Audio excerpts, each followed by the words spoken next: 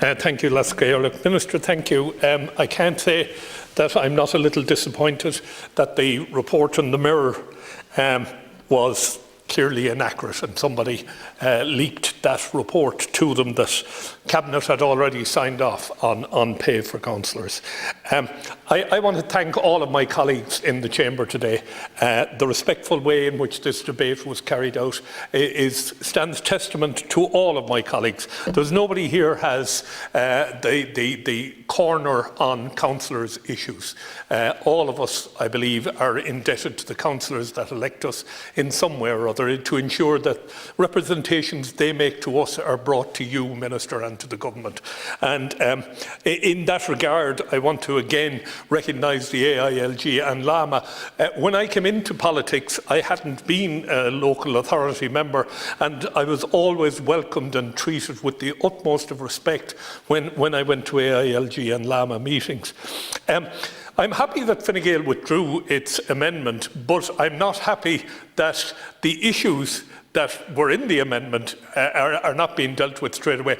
Maternity leave, if we've learned nothing else from COVID-19, we have learned that we can use technology to get around the issues that impact young parents, not just mothers or fathers.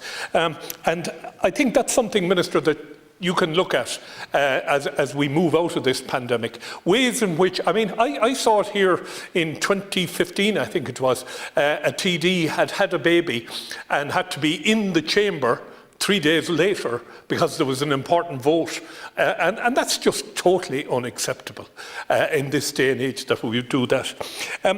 A great friend of mine from my teaching days in the Teachers' Union of Ireland, a Fine Gael councillor, Donna Sheridan, brought up the point to me that when she goes to a council meeting, she has to take annual leave because she cannot get time off.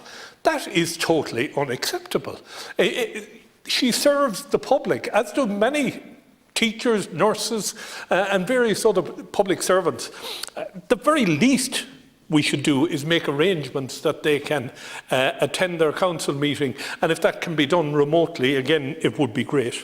Some of the non-pay issues, it's not all about pay, and some of my colleagues made that point here today.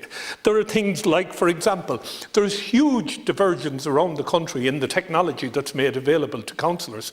Some of them are provided with laptops and printers, and others have computers that are so out of date they're incapable of using technology like Zoom or Microsoft Teams.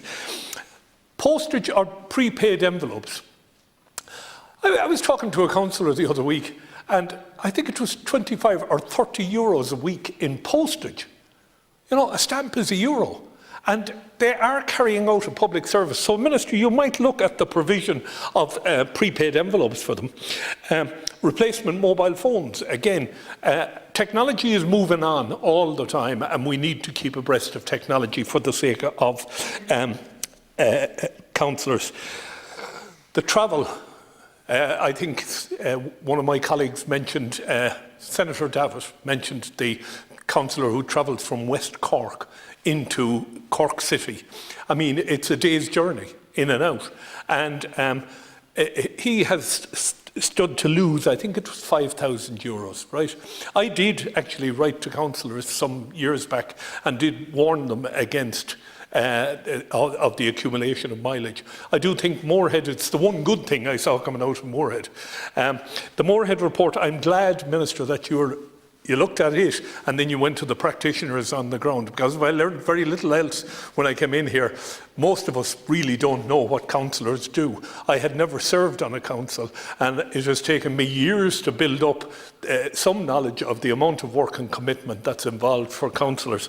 So, Minister, I have to say I'm leaving today on a bit of a low.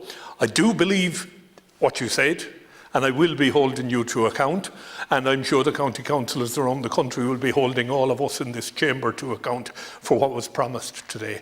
But I do thank you for taking the time to come here, and I want to thank my colleagues, all of them who spoke in favour of our own electorate and who were not afraid to stand up here today and make a case for our colleagues who are in the front line. Thank you very much indeed for your time, Minister.